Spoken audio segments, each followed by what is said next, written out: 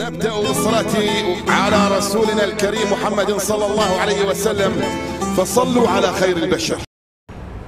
حصل نادي برشلونة على توقيع قائد فريق مانشستر سيتي لاعب الوسط إلكاي غوندوغان بعقد يمتد لموسمين وثالث اختياري. هذا وتشكل الصفقة التي طال انتظارها تدعيما مهما لكتيبة تشافي هرنانديز. التفاصيل في تقرير باسل طبال.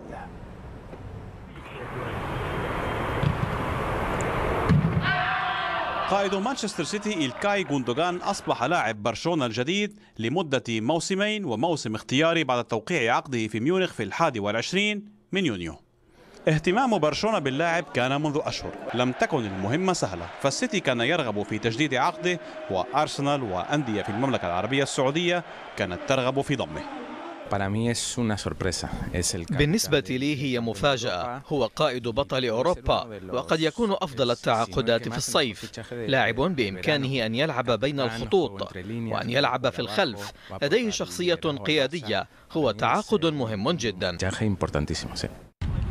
غوندوغان طلب بعض الوقت للتفكير قبل أن يتخذ قراره النهائي. الألماني يريد تغيير الأجواء ويعتبر أن رحلته مع السيتي انتهت ورغبته هي اللعب مع برشلونة.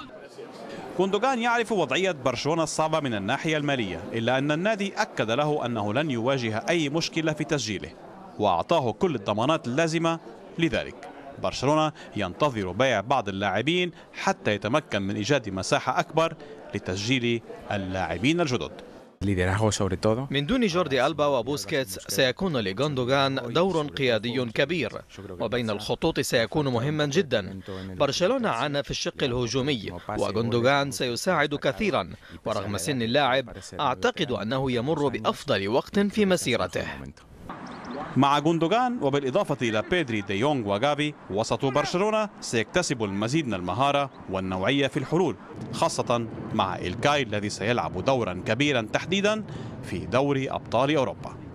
سياسة برشلونة في التعاقد مع اللاعب الحر أكثر من ناجحة، فبعد نجاح صفقة كريستنسن وكيسيه في الموسم الماضي جاء الدور الآن على غوندوغان في انتظار إتمام صفقة إنيغو مارتينيز.